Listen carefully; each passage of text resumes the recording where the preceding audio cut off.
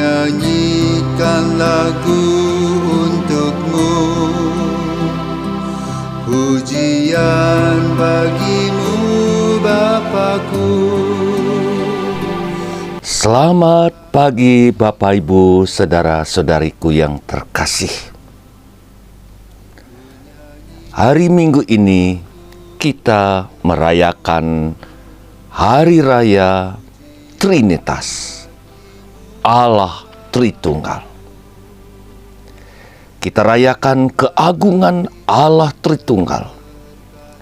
Misteri Allah Tritunggal mengantar kita memahami lebih dalam keintiman Allah. Hari ini merayakan, mewahyukan kita bahwa Allah itu kasih. Dia adalah kasih di antara tiga pribadi berbeda, tetapi yang betul-betul satu di antara mereka. Begitu menyatunya, begitu intimnya, Dia hanya satu Allah.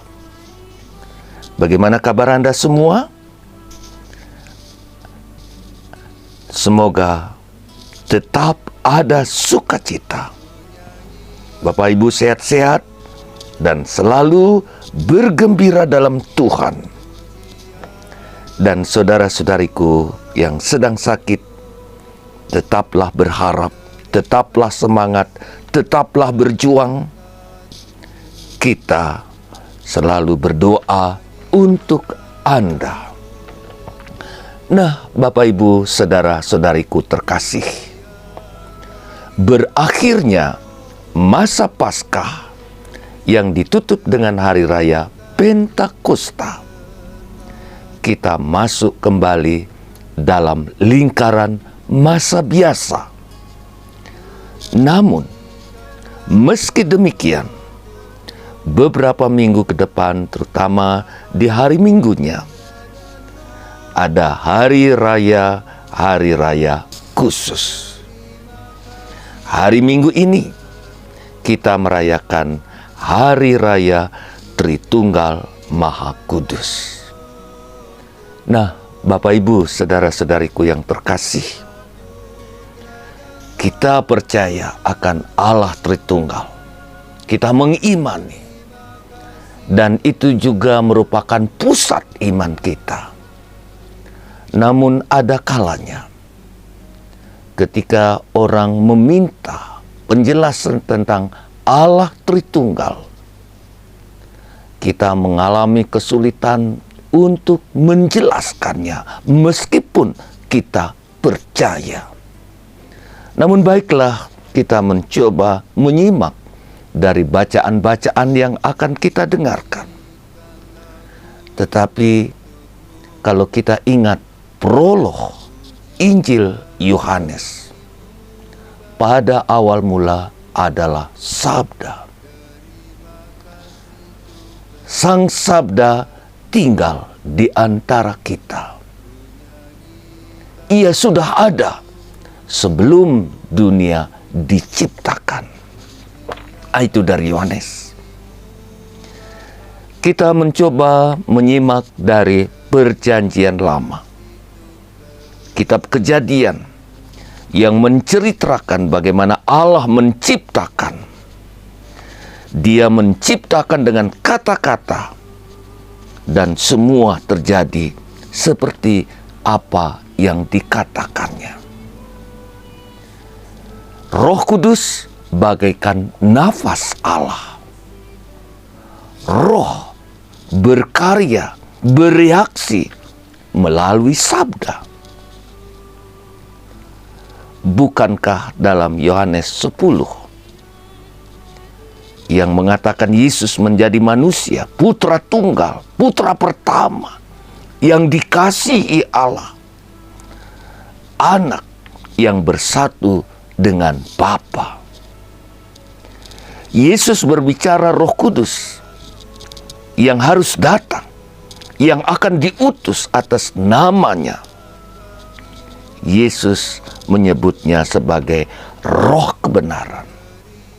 Artinya, Roh yang membuka kebenaran Allah, yang akan membimbing menuju seluruh kebenaran Allah.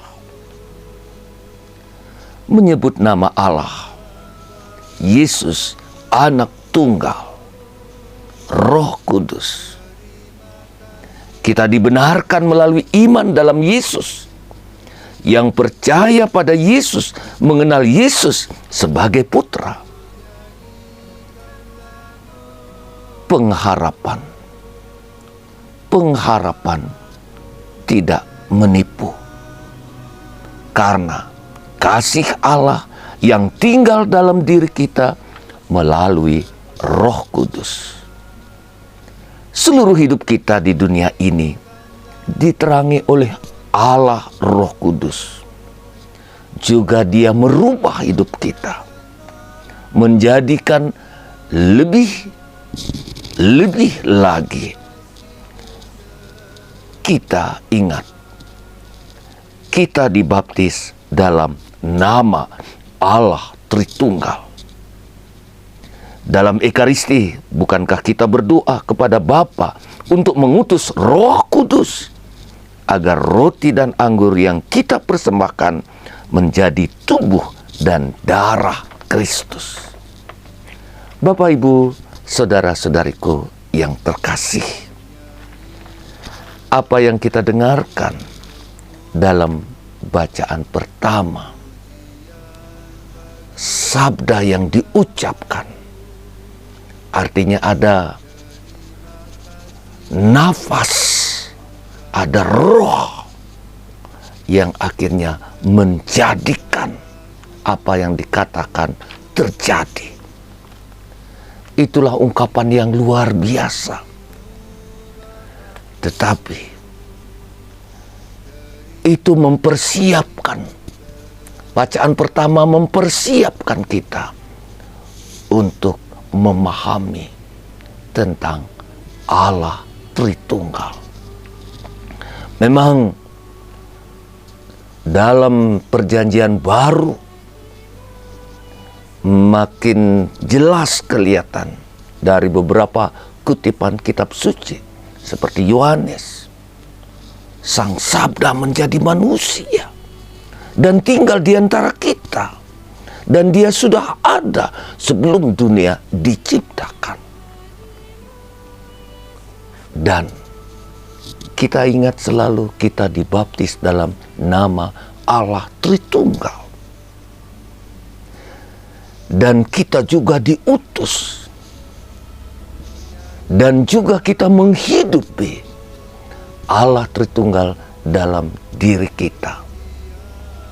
Setiap kali kita membuat tanda salib dalam nama Bapa, Putra, dan Roh Kudus, sesungguhnya kita hanya menyebut satu Allah.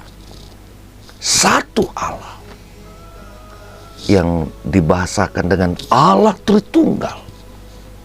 Memang ada 3 kepribadian yang berbeda.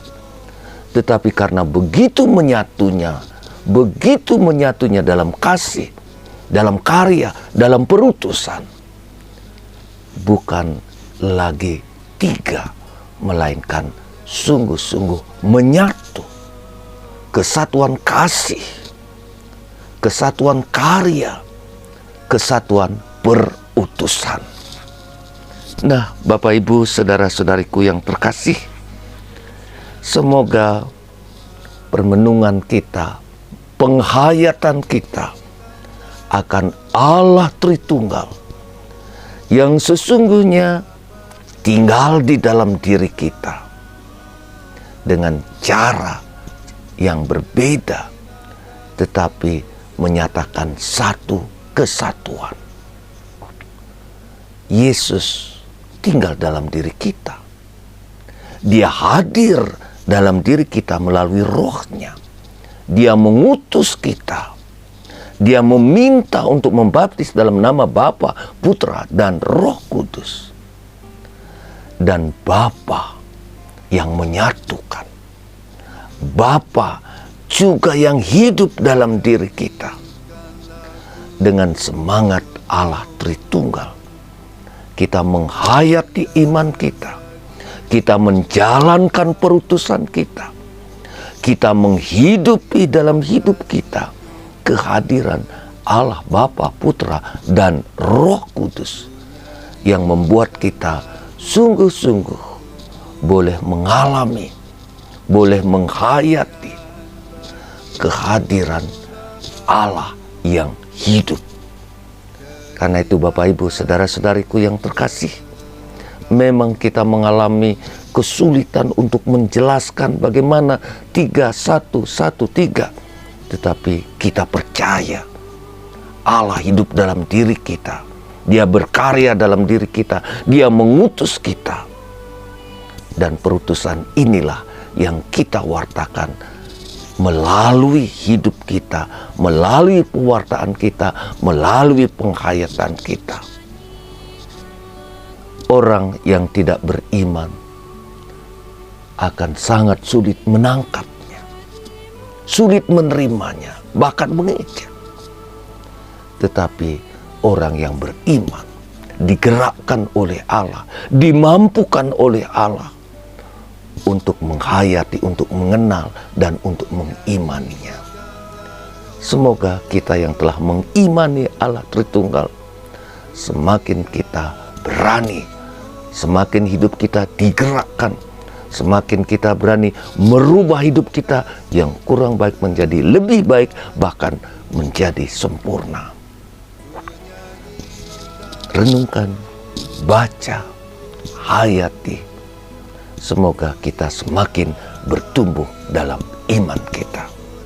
Terima kasih Bapak Ibu, saudara-saudariku. Semoga Allah Tritunggal hidup dalam diri kita.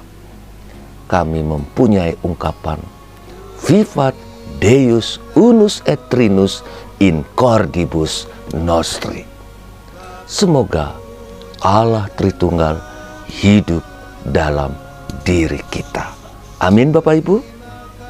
Amin. Terima kasih.